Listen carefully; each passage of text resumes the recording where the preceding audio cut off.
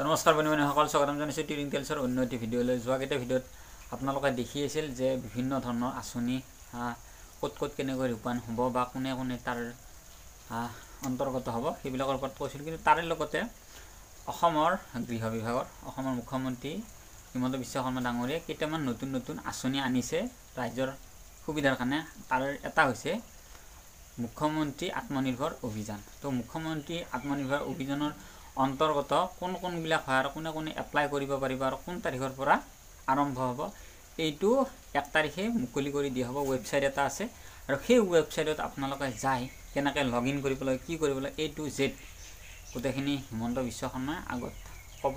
আপোনালোকে ভিডিঅ'টো মই আপোনালোকক দিলোঁ, তালৈ চাই ল'ব। আৰু তাৰে লগে লগে চৰকাৰী যিবিলাক দ্বিতীয় তৃতীয় বৰ্গৰ চৰকাৰী চাকৰিয়াল আছে তেওঁলোকৰ কাৰণে কিছুমান ভাল সুবিধা আছে। তাৰে লগতে যিসকল উচ্চ আৰু উচ্চতৰ মাধ্যমিক চূড়ান্ত বৰ্ষত অৱতীৰ্ণ হ'ব বা তেওঁলোকে পাছ কৰি আহিছে তেওঁলোকৰ কাৰণে কিছুমান সুবিধা আছে। নিযুত মইনা আঁচনি হওক বা এনেকুৱা কিছুমান আঁচনি আনিছে। তো কেনেকৈ কি কৰিব লাগিব আপোনালোক গোটেইখিনি বস্তু ভিডিঅ'টো শেষলৈকে চাই থাকিব। তো ভিডিঅ'টো আপোনালোকে গম পাব। তো আপোনালোকক ভিডিঅ'টো মই আগবঢ়ালে আপোনালোকে চাই লওক। বহু লোকে মোক প্ৰশ্ন কৰি আছে যে মিউচুৱেল ট্ৰান্সফাৰৰ পৰ্টেলটো কেতিয়া খুলিব। মিউচুৱেল ট্ৰান্সফাৰৰ পৰ্টেল অহা 1 জানুৱাৰী তাৰিখৰ পৰা আমি মুকলি কৰিম। এই পৰ্টেলটো কেনেকৈ চলিব? বহুতে মোক সুধিছে যে আমি মিউচুৱেল কৰা মানুহক ক'ত কেনেকৈ বিচাৰি পাম। এই পৰ্টেলটোত আবেদন কৰাৰ পিছত একে বিভাগৰ একে পে স্কেলৰ কৰ্মচাৰীৰ মাজত আমি মিউচুৱেল ট্ৰান্সফাৰ কৰাৰ বাবে প্ৰচেষ্টা কৰিম। এই পৰ্টেলটো প্ৰায় 2 মাহ জুৰি খোলা থাকিব, 1 জানুৱাৰীৰ পৰা 28 ফেব্ৰুৱাৰীলৈ। এই সময়ছোৱাৰ ভিতৰতে আমি আবেদন কৰিম, আমি ভেৰিফিকেশ্যন কৰিম। তাৰ পিছত আমি আপোনালোকৰ আবেদনবোৰ পৰ্টেলত স্বয়ংক্ৰিয়ভাৱে মিউচুৱেল ট্ৰান্সফাৰৰ বাবে মুকলি কৰি দিম। আৰু এটা কম্পিউটাৰ প্ৰণালীৰ মাজেৰে স্বচ্ছতাৰ মাজেৰে এই মিউচুৱেল ট্ৰান্সফাৰ হ'ব। আপোনালোকক সোধা যাব, আপোনালোকে সন্মতিৰ বাটনটো টিপাৰ লগে লগে মিউচুৱেল ট্ৰান্সফাৰৰ অৰ্ডাৰ নিজে কম্পিউটাৰৰ পৰা ওলাই আহিব। ই কেনেকৈ পৰিচালনা হয় যদি আপোনালোকৰ জানিবৰ কাৰণে আৰু অধিক ইচ্ছা আছে, সৰ্বশিক্ষা অভিযানত আগতে কাম কৰা বা বৰ্তমানে কাম কৰি থকা শিক্ষকসকলে এই পৰ্টেলটোৰ ওপৰত আপোনালোকক যথেষ্ট জ্ঞান দিব পাৰিব। অহা 1 জানুৱাৰী তাৰিখে এই পৰ্টেলটো আমি আনুষ্ঠানিকভাৱে মুকলি কৰি দিম। ইয়াৰ পিছত মোক সততে সোধা প্ৰশ্নটো হৈছে যে মুখ্যমন্ত্ৰীৰ আত্মনিৰ্ভৰ অসম অভিযানৰ 2য় পৰ্যায়ৰ আবেদনৰ প্ৰক্ৰিয়া কেতিয়া আৰম্ভ হ'ব। শ্ৰদ্ধা যুৱক যুৱতী বন্ধু বান্ধৱীসকল, মুখ্যমন্ত্ৰীৰ আত্মনিৰ্ভৰ অসম আঁচনিৰ জৰিয়তে আমি যুৱক যুৱতীসকলক ব্যৱসায় কৰিবৰ বাবে উদ্যোগ কৰিবৰ বাবে 2 লাখ টকা আগবঢ়াওঁ। আৰু যিসকলে MBBS ইঞ্জিনিয়াৰিং পাছ কৰিছে তেওঁলোকক আমি 5 লাখ টকা আগবঢ়াওঁ। যোৱাবাৰ আমি 25,000 যুৱক যুৱতীক ইতিমধ্যে 1 লাখ টকাকৈ আগবঢ়াইছো। আৰু তেওঁলোকৰ গোটেই ব্যৱসায় উদ্যোগ কেনেকৈ চলিছে তাক সৰজমিনভাৱে তদন্ত কৰাৰ পিছত 2025 চনত তেওঁলোকক আমি আৰু 1 লাখ টকা দিবৰ বাবে চেষ্টা কৰিম। এতিয়া হৈছে নতুনকৈ আবেদন কৰা। ইতিমধ্যে 1,54,000 যুৱক যুৱতীয়ে নতুনকৈ এই আত্মনিৰ্ভৰ অভিযানৰ বাবে আবেদন কৰিছে।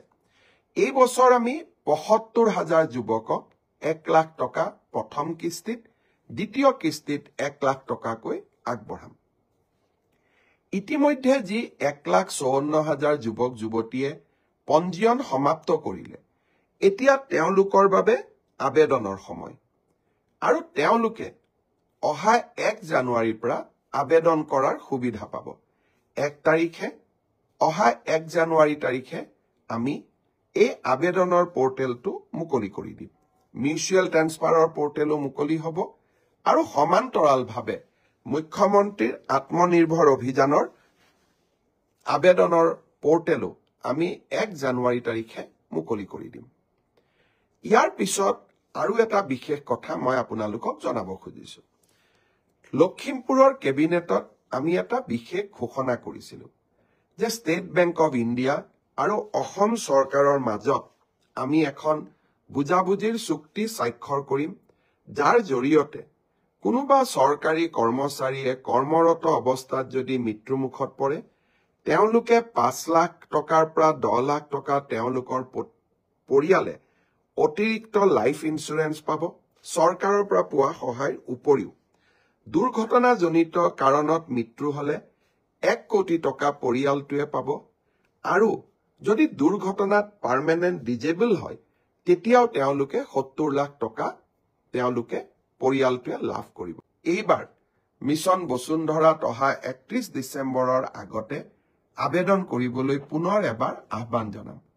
আৰু এই প্ৰচেষ্টাত সহায় কৰিবৰ বাবে আমাৰ মন্ত্ৰী, বিধায়ক আৰু আমাৰ জনপ্ৰতিনিধি বা সমাজ সেৱিক যিসকল ৰাইজৰ লগত কাম কৰে, তেওঁলোককো মই এই ক্ষেত্ৰত আমাৰ সামাজিক অনুষ্ঠানসমূহক প্ৰেৰণা যোগাবৰ বাবে আহ্বান জনাম। অহা 1 জানুৱাৰী তাৰিখে আৰু আমি কেইবাটাও নতুন আঁচনি হাতত লোৱাৰ বাবে চেষ্টা কৰিম। কিন্তু আটাইতকৈ গুৰুত্বপূৰ্ণ 1 জানুৱাৰী তাৰিখে আমি যি নতুন কাম আৰম্ভ কৰিম, তাৰ ভিতৰত মই কেইটামান ঘোষণা কৰিবলৈ চেষ্টা কৰিম যে কেনেকৈ অহা বছৰটো আমাৰ চৰকাৰে কিতাপৰ বৰ্ষ হিচাপে পালন কৰিব। অহা কালিৰ পৰা গুৱাহাটীত অসম প্ৰকাশন পৰিষদ আৰু পুস্তক বিক্ৰেতা সংস্থাৰ যৌথ উদ্যোগত প্ৰথমবাৰৰ বাবে খানাপাৰা খেলপথাৰত গ্ৰন্থমেলা অনুষ্ঠিত হ'ব। চানমাৰী ইঞ্জিনিয়াৰিং ইনষ্টিটিউট খেলপথাৰৰ পৰা আহল বহলকৈ যাতে গ্ৰন্থমেলা অনুষ্ঠিত কৰিব পাৰি, সেইবাবে এইবাৰ আমি গ্ৰন্থমেলা খানাপাৰাৰ ভেটেনাৰী খেলপথাৰত অনুষ্ঠিত কৰিম। বহুত ল'ৰা ছোৱালীয়ে সুধিছে যে মামা এডিআৰই ৰিজাল্ট কেতিয়া দিব?